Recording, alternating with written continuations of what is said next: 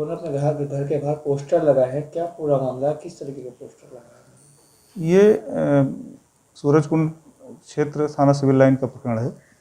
कुछ लोगों ने अपने घर के बाहर एक राजनीतिक विद्वेष के तहत एक पोस्टर लगाए थे। प्रकरण यह था कि जो वहाँ पे छोटी मोटी फैक्ट्रियाँ चल रही उसको बंद कराया जाए, जिसकी वजह से लोग इस तरह से पोस्टर चस्पा किए थे। जब सच्चाई आज पता चली, उनको समझाया गया, तो उन्होंने सबने पोस्टर हटा लिए और वहाँ पर अब कोई दिक्कत नहीं है, सब लोगों ने अपना पोस्टर हटा दिए। सही, इस तरीके से पोस्टर लगा के क्या मैसेज देना चाहते हैं? ये आपस में कुछ विद्वेष फैलाना चाह रहे थे या आपस में वैमनस्यता फैलाना चाह रहे थे, जिससे फैक्ट्री बंद हो जाए और लोग वहाँ से फैक्ट्री बंद करके कहीं अन्यत्र चले जाएं, इसलिए ये चीज़ें की गई। सर, क्या इन लोगों ऐसे लोगों के खिलाफ भी कोई कार्रवाई होगी? आप हाँ, चेक किया जा रहा है कौन लोग ऐसे हैं जो उनको भड़का रहे हैं, उकसा रहे हैं, उनके खिलाफ हम वैधानिक कार्रवाई करेंगे। थोड़ा वो नहीं है, कुछ लोगों को गुमराह करने के बाद ही ऐसा शब्द निकल का है पलायन। उसके बाद हमने वहाँ के लोगों से संपर्क करा, हमने यहाँ पे भी निवेदन करा कि बहुत सारे अगर व्यापारियों से कोई समस्या है तो उसका बैठ के हल निकल सकता है। पलायन वाली तो कोई बात ही नहीं है, पलायन वाली कोई बात नहीं है। हम यहाँ पर चौकी प्रभारी हमारे उपलब्ध नहीं थे, तो चौकी प्रभारी से हम मिले यहाँ पे। तो क्या कहा इन्होंने कहा कि ऐसा कुछ नहीं है, इन्होंने भी जाके वहाँ पर करा है, ना वहाँ इस प्रकार की कोई फैक्ट्री है ना कुछ है। स्थानीय लोगों व्यापारी से उसका भी हल निकल सकता है, पलायन जैसी कोई बात नहीं है। क्या या हमारा कोई कर्मचारी करता है, उसमें हम स्थानीय लोगों के साथ भी और उनके खिलाफ कार्रवाई होनी चाहिए।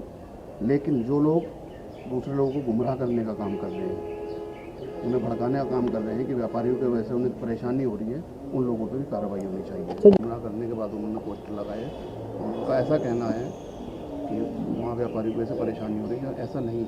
तो गुमराह कौन लोग कर रहे हैं? क्या स्थानीय लोग हैं या कोई कहीं ऐसा तो नहीं कि व्यापारियों से अवैध वसूली की एक मंशा है उनकी। वहाँ पर कोई ऐसी ना कोई फैक्ट्रियाँ चल रही है कि जिसमें बॉयलर या कोई प्रदूषण हो रहा हो, किसी प्रकार की ऐसी कोई फैक्ट्री नहीं चल रही है। सभी व्यापारियों के पीछे मतलब सभी के गोदाम है, जिसमें आज हम थाना प्रभारी से मिले और हमने यही निवेदन किया कि व्यापारियों से कभी भी पलायन नहीं हुआ, व्यापारियों को ऐसा हमेशा बसावट हुई है। इकबाल भाई, क्या है मामला, थोड़ा सा बता दीजिए, ब्रीफ कर दीजिए थोड़ा सा।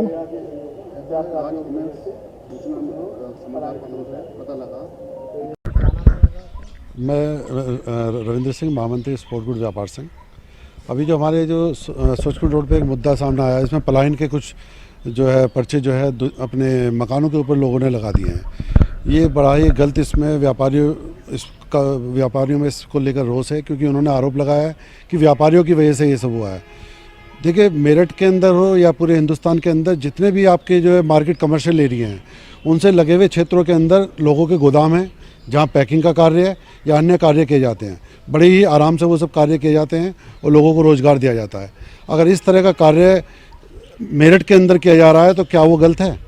जो लोगों ने आरोप लगाया है कि व्यापारी जो है वहाँ उत्पीड़न कर रहे हैं, उसकी वजह से पलायन हो रहा है या उसकी वजह से लोगों को परेशान किया जा रहा है व्यापारियों द्वारा, ऐसा कुछ नहीं है। अगर किसी व्यक्ति द्वारा, हमारे व्यापारी भाई द्वारा या उसके कर्मचारी द्वारा इस तरह की कार्रवाई की गई है, तो हम क्षेत्रवासियों के साथ हैं, पुलिस प्रशासन के साथ हैं। उसके खिलाफ जो भी कार्रवाई होगी उसमें हम उनका साथ देंगे, उसके खिलाफ कार्रवाई होनी चाहिए। लेकिन अगर इस तरह के आरोप लगाए जा रहे हैं तो वो गलत है। तो आपको क्या आश्वासन मिला पुलिस साथ है। पुलिस तो देखिए क्षेत्रवासियों के साथ है, व्यापारियों के भी साथ है। अगर कोई गलत कर रहा है तो व्यापारी हो या उसके कर्मचारी हो या क्षेत्रवासी हो, उनके खिलाफ पुलिस कार्रवाई करेगी। उन्होंने आश्वासन दिया है कि जो भी कार्रवाई होगी वो निष्पक्ष होगी। अब आपकी अगली क्या मांग होगी?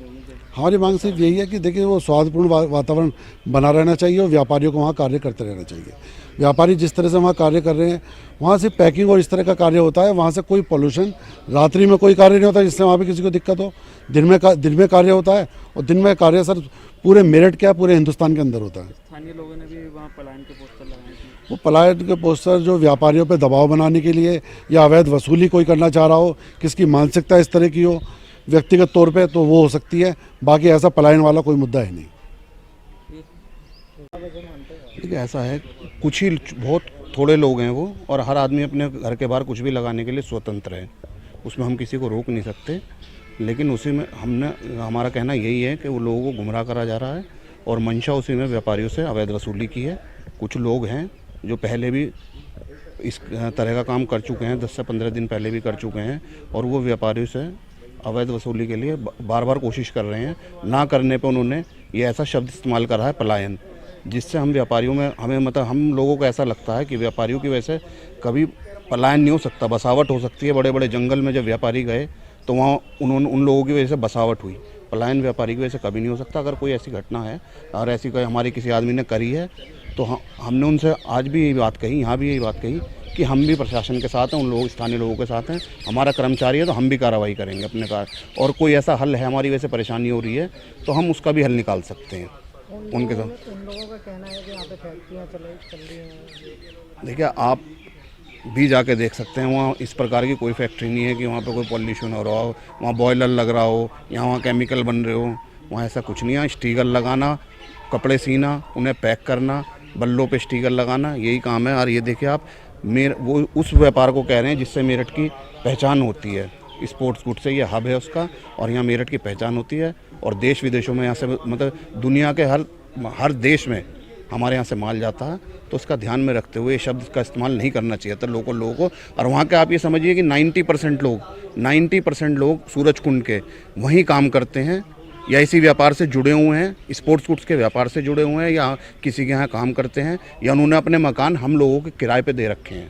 अच्छा, रिहायशी इलाकों में क्या फैक्ट्रियाँ लगाने का प्रावधान है? नहीं, प्रावधान कौन सी फैक्ट्री है? फैक्ट्री कोई नहीं है वहाँ पे। आप जाके सर्वे करिए, कोई फैक्ट्री नहीं है। फैक्ट्री लग ही नहीं सकती। ये सरकार का काम है उसे रोकने का। तो क्या आपको लगता है कि ये मामला जो है राजनीतिक तुल बन रहा है?